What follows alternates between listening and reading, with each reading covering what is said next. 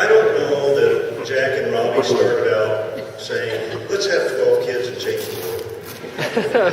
I don't know that they made all these plans, but all of us in this auditorium have in some way been blessed by the Sikes family. Amen. Our advancement office has counted up that there are 42 Sikes family members who have attended classes or served as faculty staff at York College. Isn't that amazing? Ray and I didn't think about that when we had our two boys. We should have planned it. But I think it's just so amazing that this family, they've dedicated themselves to God through godly parents who have led a lot of kids in that direction. But to the benefit of this place, they've also dedicated themselves to York College. And they have made a difference, a huge difference. And it's not just a difference in this place, it's not a difference that you can see when you walk around across campus. It's not a difference that anybody really talks about, but this place is changed because of the Sikes. And we're so grateful to honor them today. They've blessed the college, they've blessed the world. Wherever they are now, they're blessing the churches and the families and the communities in which they live. And Jack and Robbie have come home to York, and they live here, and they're blessing us. As we were thinking about, as a staff, about what do we need to do that's different, it was very apparent very quickly. Some of you know that Jack has some health issues now. And one of the things we thought, what a travesty it would be not to honor this family while we had the opportunity. So we're so thankful. They have a family reunion every year, and this year all of them couldn't make a family reunion, but they're all here. They're all here today to honor Jack and Robbie. So this award recognizes the entire family, but special tribute is due to Jack and Robbie. They sent their oldest child, Joyce, to York College in 1964, and then they sent students in the 60s, 70s, 80s, and 90s. Isn't that amazing? There's some current students at York College who are in this family. And it'll go on and on and on. I don't think if you're in the Sikes family, you have much choice. In 1973, York College honored Jack and Robbie as parents of the year. At that point, 6 of their kids had attended York College, and since then, their footprint has grown exponentially. So at this point, I want to bring Jack and Robbie up first, and then I want the entire Sikes family to come up. So Jack and Robbie, would you come forward?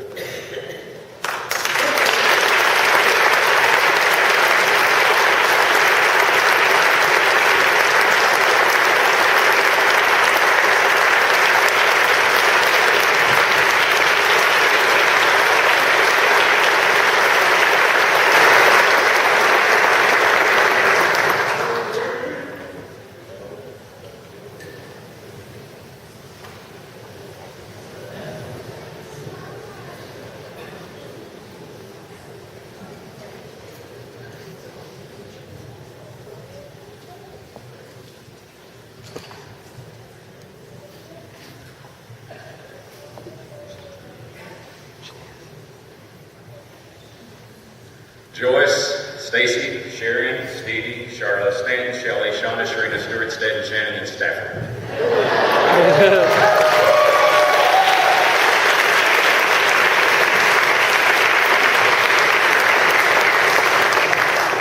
You had to be able to do that in order to leave the house and come to York College. So if they would raise their hands as I called their name. Joyce, Stacy, Sharon, Steve, Charlotte, Stanton, Shelley, Shauna, Sharina, Stewart, Stedden, Stafford. I just got demoted. Mom and Dad will celebrate their 65th in December.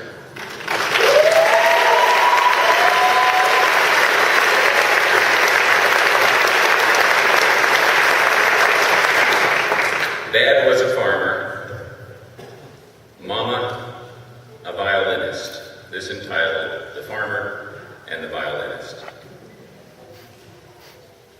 It would seem that the farmer, with calloused hands and sun-browned skin, had nothing in common with the nimble-fingered maiden who played the violin.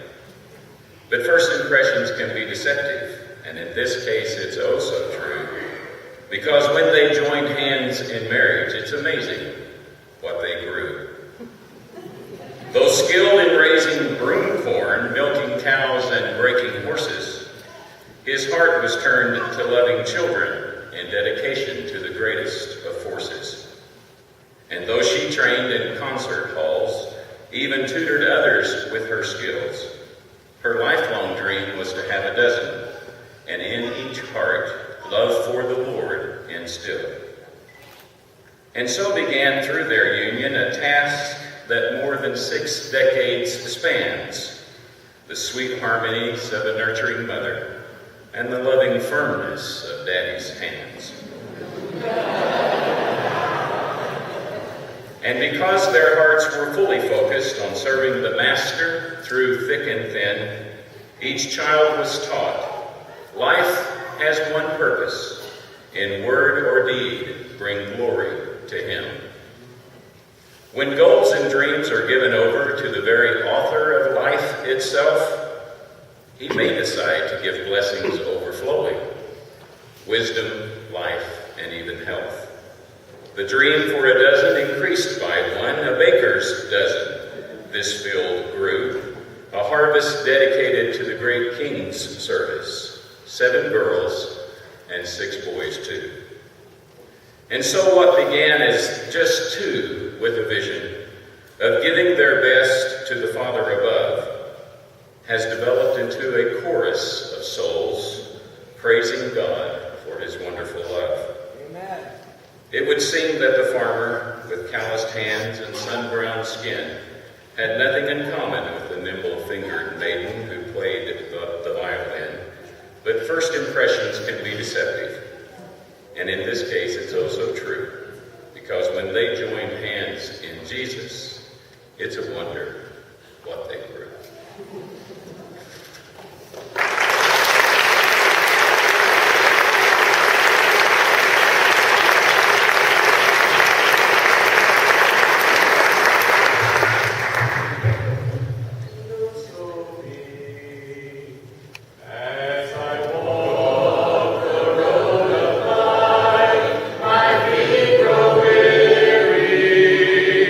And I stumble through the thorns